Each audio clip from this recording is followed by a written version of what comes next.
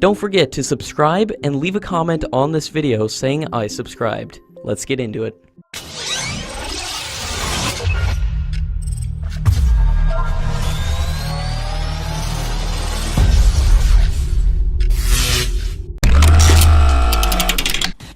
S. Christopher, the chairman of DRDO, has said that in the last 3 years of the central government's Make in India program, there has been a 60% increase in the manufacturing of defense equipment.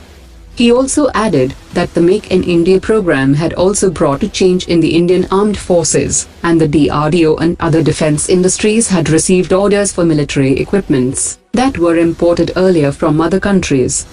The indigenization of several products and their manufacturing by both the public and private sector had resulted in the improvement of product development, which made the Indian companies export ready. The establishment of Defence Corridor would help the small and medium enterprises of India, as they will manufacture high-end precision equipment or even complete systems. He also informed that Bharat Dynamics Limited would complete its order for the Akash systems to the Air Force by mid-2019, and thereafter begin production for the Indian Army. DRDO has confirmed that the Tejas Mark II will be an evolutionary redesign of the light combat aircraft, which will see substantial rework on the main fuselage, which will allow to carry more internal fuel along with equipment. Rear fuselage will be modified to accommodate more powerful engine, and the maximum takeoff weight of the aircraft will be around 17.5 tons, which is more than the maximum takeoff weight of Mirage 2000 fighter jet. Tejas Mark II will have a very high flexibility, as it can be equipped with any system of Israel or Russia. While the final design of Tejas Mark II will be frozen in the next few months, the Indian Air Force has already committed to place orders for more than 201 units of Tejas Mark II, which is expected to enter production after 2025. Earlier today, India successfully tested the BrahMos system for validating some new features. The trial was conducted to validate its life extension technologies, which is developed for the first time in India. The successful test will result in huge savings of replacement cost of systems, which are held in the inventory of the Indian Armed Forces. Turkey will export 30 of its T-129 helicopters to Pakistan, after both countries signed a $1.5 billion deal.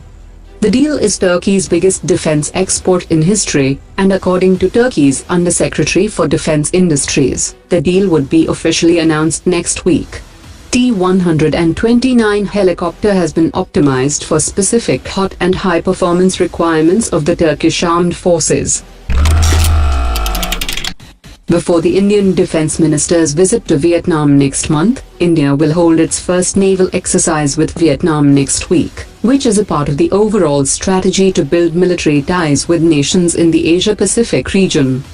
With defence cooperation being a vital component of the comprehensive strategic partnership between the two countries, the visit will help to bolster bilateral military ties. India is training Vietnamese sailors to operate Kilo-class submarines for the last 4 years, and is also set to train Vietnamese fighter pilots to fly the Su-30 fighter jets. India has also offered the BrahMos, as well as the Akash system to Vietnam. The Secretary of Defense Production has said that the government had decided to introduce artificial intelligence in all the 3 forces. In the ambitious defense project, the government has started the work to incorporate artificial intelligence with unmanned tanks, Navy vessels and unmanned aerial vehicles. The move is part of a broader policy initiative to prepare the armed forces for the next generation, and it comes due to rising Chinese investments in developing critical applications of artificial intelligence for its military. As the Indian Space Research Organisation is promoting outsourcing of its manufacturing job to the private sector, Larsen & Toubro is going to set up a new factory at a cost of 500 crore rupees to manufacture engine motors exclusively for the Indian Space Agency.